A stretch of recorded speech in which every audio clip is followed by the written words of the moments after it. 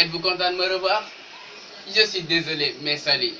Salut à tous et à tous, c'est encore Abdourahmane Cissé qui vous retrouve dans l'épisode 7 de votre émission Le Monde de la Science. Bon, je suis désolé d'être resté si longtemps sans faire de vidéo, mais je suis très content de vous revoir. Donc, je vous dis à tout à l'heure pour l'épisode 7 de votre émission Le Monde de la Science. Donc, on va passer à la présentation de nos matériels avant de vous faire une petite introduction de notre expérience. D'accord? Je vous présente. D'abord, on doit avoir de l'eau qui est le plus vital de tous les éléments naturels. On doit avoir notre cuillère pour bien remuer le mélange. On doit avoir de l'huile qui doit être mélangée à l'eau, bien sûr. Maintenant, on a une assiette pour contenir le liquide. Enfin, on a le plus important pour notre expérience, un œuf. Un œuf, bon, pas cuit. Un œuf, je veux dire. C'est ça pour la présentation des matériels pour réaliser notre petite expérience.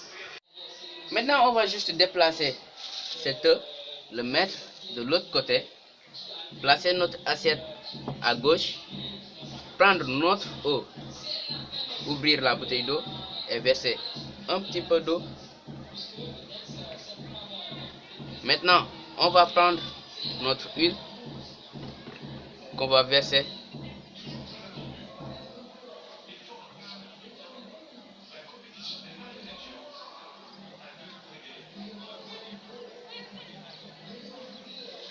C'est bon.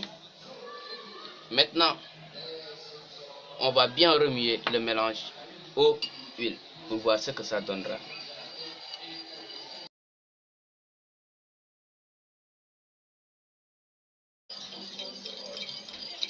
Bien mélangé, on s'arrête maintenant. Approchez monsieur le caméraman. Je vous montrerai quelque chose d'impressionnant.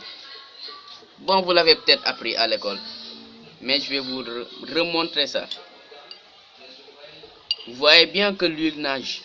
L'huile nage en dessus sur l'eau. L'huile nage sur l'eau. L'eau est en bas et l'huile est en haut. Vous pouvez voir ça, observez. Ce qui est en haut, c'est seulement de l'huile. Tout ce qui est en haut, c'est de l'huile. On peut ajouter de l'eau, vous pourrez observer toujours cette même remarque.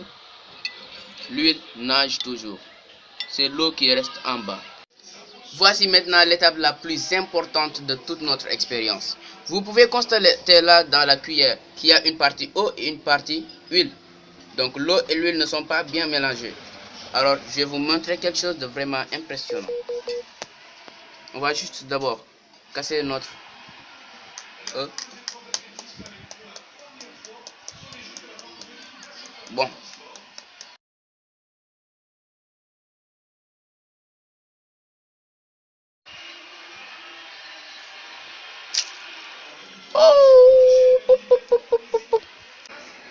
On va juste verser notre jaune d'œuf dans le mélange eau-huile.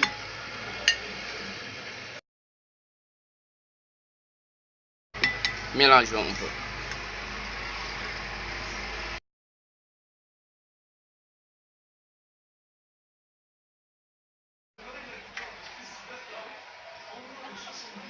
Là, vous pouvez constater qu'il y a un petit truc là en haut qui brille. Bon, vous pouvez tout de suite savoir que ce n'est pas juste de l'huile. Donc là, peut-être que vous ne pouvez pas bien observer ce phénomène, mais c'est de l'eau mélangée à de l'huile. L'eau et l'huile se sont mélangées grâce au jaune d'œuf qu'on a introduit dans le mélange.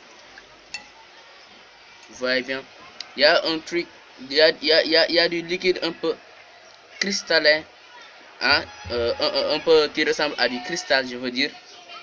Ça, c'est de l'eau. Et maintenant, il y a l'eau qui est mélangée à de l'huile. Regardez-moi ça. Si c'était de l'huile, ça serait plus concentré, n'est-ce pas? Pourquoi est-ce que c'est si léger? Cela prouve que c'est un mélange entre de l'eau et de l'huile. Je ne vous ai pas arnaqué, les gars.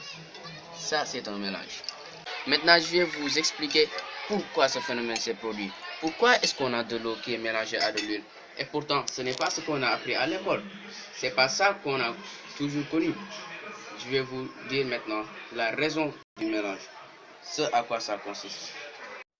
Pardon, une petite seconde.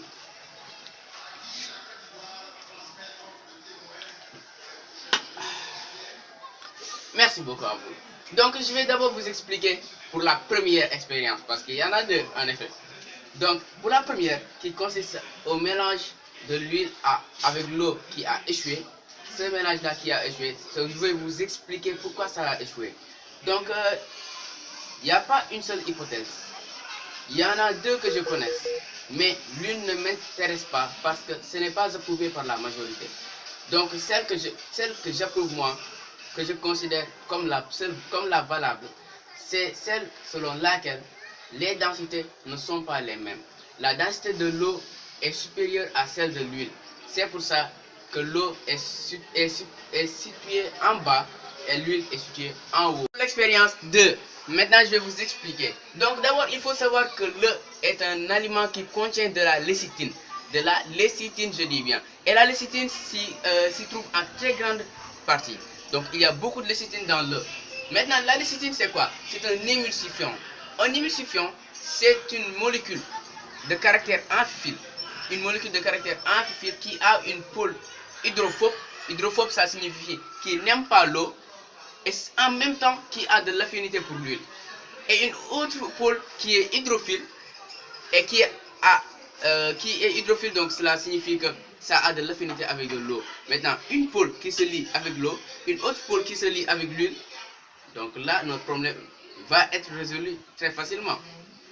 Ce caractère amphiphylle maintenant permet à l'eau et à l'huile de former une émulsion qui est homogène et stable. Une émulsion est un mélange de deux substances liquides, donc comme l'eau et l'huile. Ce sont toujours deux liquides qui, en situation normale, sont non miscibles. Non miscibles, ça signifie qu'ils normalement ne se mélangent pas. Donc l'eau et l'huile ne se mélangent pas en situation normale.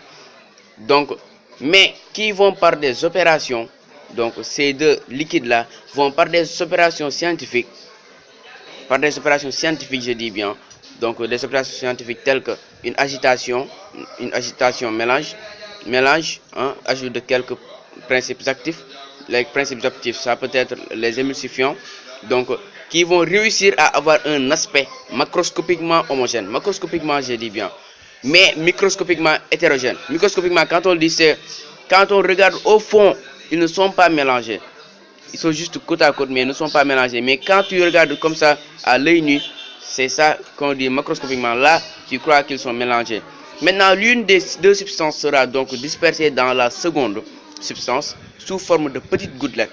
Le mélange reste stable grâce à un troisième ingrédient appelé émulsifiant. Maintenant, ce mélange-là reste stable. Donc, l'une des substances, comme l'huile, peut être dispersée dans l'eau, peut-être dispersée dans l'eau sous forme de petites gouttelettes, ou bien l'eau peut être dispersée dans l'huile sous forme de petites gouttelettes. Toutes les deux situations peuvent être.